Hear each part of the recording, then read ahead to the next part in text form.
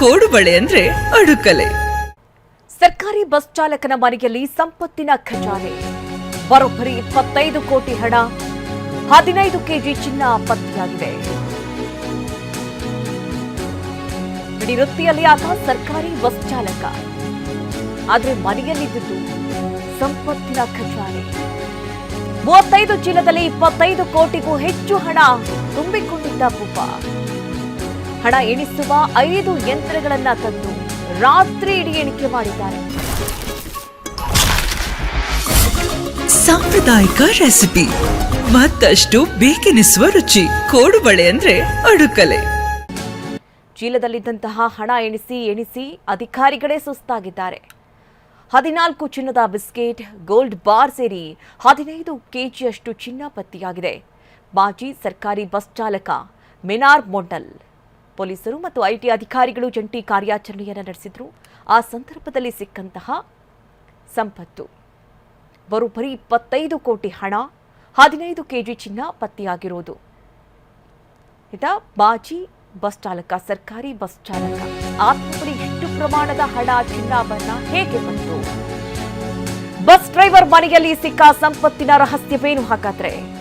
ಬಂಗಾಳದ ಸರ್ಕಾರಿ ಬಸ್ ಚಾಲಕನಾಗಿದ್ದ ಮಿನಾರ್ ಮೊಂಡಲ್ ಕೆಲ ವರ್ಷಗಳ ಹಿಂದೆ ಡ್ರೈವರ್ ಕೆಲಸಕ್ಕೆ ರಾಜೀನಾಮೆ ಕೊಟ್ಟಿದ್ದ. ಕಲ್ಲು ಮತ್ತು ಮರಳು ಗಣಿಗಾರಿಕೆ ವ್ಯಾಪಾರಕ್ಕೆ ಇಳಿದಿದ್ದ. ಮರಳು ಮಾಫಿಯಾ ಕಿಂಗ್ ಮೊಹಮ್ಮದ್ ನಜೀಬುದ್ದೀನ್ ಈತನ ಸಂಬಂಧಿ ಅನ್ನೋದು ಗೊತ್ತಾಗ್ತಾ ಇದೆ. ಟಿಎಂಸಿ ಪಕ್ಷದ ಮುಖಂಡನಾಗಿದ್ದಾನೆ ಮೊಹಮ್ಮದ್ ನಜೀಬುದ್ದೀನ್. ಹಣ, ಚಿನ್ನ ಬಚ್ಚಿಟ್ಟಿರುವಂತಹ ಆರೋಪಗಳು ಕೂಡ ಕೇಳಿಬಂದಿತ್ತು. ಈ ರೇಡ್ ಬಗ್ಗೆ ಸಿಎಂ ಸುಭೇಂದ್ರ ಅಧಿಕಾರಿ ಶ್ಲಾಘನೆ ವ್ಯಕ್ತಪಡಿಸಿದ್ದಾರೆ. ಸಾರ್ವಜನಿಕ ಸಂಪತ್ತನ್ನ ಲೂಟಿ ಮಾಡೋದಕ್ಕೆ ಬಿಡಲ್ಲ ಅನ್ನುವಂತಹ ಎಚ್ಚರಿಕೆಯನ್ನ ಕೂಡ ಕೊಟ್ಟಿದ್ದಾರೆ. ನೋಡಿ, ಈತ ಬಸ್ ಚಾಲಕನಾಗಿದ್ದ. ಆದರೆ ರಾಜೀನಾಮೆಯನ್ನ ಕೊಟ್ಟು ನಂತರ ಈ ಗಣಿಗಾರಿಕೆಗೆ ಇಳಿದಿದ್ದ. ಕಲ್ಲು ಮತ್ತು ಮರಳು ಗಣಿಗಾರಿಕೆ ವ್ಯಾಪಾರಕ್ಕೆ ಇಳಿದಿದ್ದ. ಆತನಿಗೆ ಸಾಥ್ ಕೊಟ್ಟಿದ್ದು ಈ ಮರಳು ಮಾಫಿಯಾ ಕಿಂಗ್ ಪಿನ್ ಅಂತಾನೆ ಅನ್ಸ್ಕೊಂಡಿರುವಂತಹ ಈ ಮೊಹಮ್ಮದ್ ನಜೀಬುದ್ದೀನ್. ಈತನ ಸಂಬಂಧಿ ಆತ. ಟಿಎಂಸಿ ಪಕ್ಷದ ಮುಖಂಡನಾಗಿ ಕೂಡ ಈತ ಗುರುತಿಸಿಕೊಂಡಿದ್ದಾನೆ. ಹೀಗಾಗಿ ಈಗ ಈ ವಿಚಾರವನ್ನ ಸಿಎಂ ಕೂಡ ಶ್ಲಾಘನೆ ವ್ಯಕ್ತಪಡಿಸಿದ್ದಾರೆ. ಮತ್ತೆ ಸಾರ್ವಜನಿಕ ಸಂಪತ್ತನ್ನ ಲೂಟಿ ಮಾಡೋದಕ್ಕೆ ಬಿಡಲ್ಲ ಅನ್ನುವಂಥ ಎಚ್ಚರಿಕೆಯನ್ನು ಕೂಡ ಕೊಟ್ಟಿದ್ದಾರೆ. ಸರ್ಕಾರಿ ಬಸ್ ಚಾಲಕನ ಮನೆಯಲ್ಲಿ ಸಂಪತ್ತಿನ ಖಜಾನೆ. ಬರೋಬ್ಬರಿ 25 ಕೋಟಿ ಹಣ, 15 ಕೆಜಿ ಚಿನ್ನ ಪತ್ತೆಯಾಗಿದೆ. ಇಡೀ ವೃತ್ತಿಯಲ್ಲಿ ಆತ ಸರ್ಕಾರಿ ಬಸ್ ಚಾಲಕ. ಆದ್ರೆ ಮನೆಯಲ್ಲಿದ್ದು ಸಂಪತ್ತಿನ ಖಜಾನೆ. 35 ಚೀಲದಲ್ಲಿ 25 ಕೋಟಿಗೂ ಹೆಚ್ಚು ಹಣ ತುಂಬಿಕೊಂಡಿದ್ದ ಭೂಪ. ಹಣ ಎಣಿಸುವ 5 ಯಂತ್ರಗಳನ್ನ ತಂದು ರಾತ್ರಿ ಇಡೀ ಎಣಿಕೆ ಮಾಡಿದ್ದಾರೆ.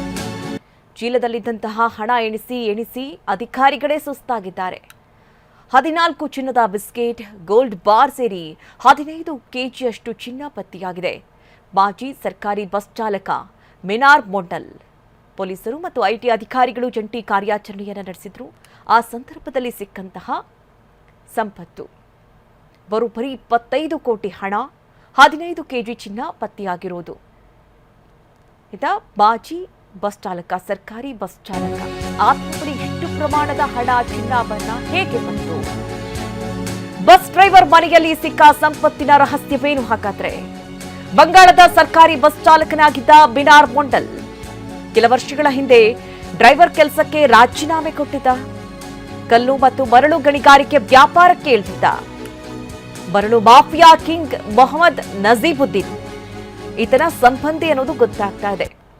ಟಿಎಂಸಿ ಪಕ್ಷದ ಮುಖಂಡನಾಗಿದ್ದಾನೆ ಮೊಹಮ್ಮದ್ ನಜೀಬುದ್ದೀನ್. ಹಣ, ಚಿನ್ನ ಬಚ್ಚಿಟ್ಟಿರುವಂತಹ ಆರೋಪಗಳು ಕೂಡ ಕೇಳಿಬಂದಿತ್ತು. ಈ ರೇಡ್ ಬಗ್ಗೆ ಸಿಎಂ ಸುಭೇಂದ್ರ ಅಧಿಕಾರಿ ಶ್ಲಾಘನೆ ವ್ಯಕ್ತಪಡಿಸಿದ್ದಾರೆ.